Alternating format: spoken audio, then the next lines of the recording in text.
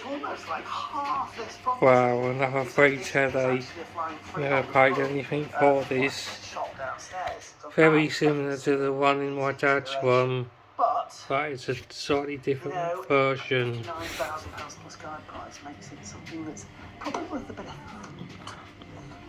Well, one thing that does bear thinking about is that even once you have turned this place into a nice two-bed... BBC Northern Ireland political correspondent Gareth Gordon has interviewed her in the past. Freeview signal is playing up again. Not getting all the channels. Servant you've never heard of, not anymore. And all I ask is that Sue Gray be allowed to complete her inquiry. The inquiry taking place by Sue Gray. Sue Gray. Sue Gray. Sue Gray, who people in Northern Ireland, many of them will know well. So who is she and what makes her tick? Well, for a start, she's the only Whitehall civil servant who's ever run a pub in Newry, though it's now a nursery, with her husband, country and western I'll singer take this Bill for a Conlon. free telly any day.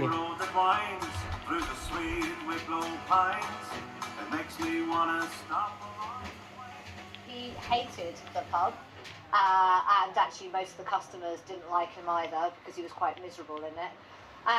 So he, after 6 to 8 weeks, it was making him a bit fed up. So I sent him back to London, and I carried on running the bar on my own.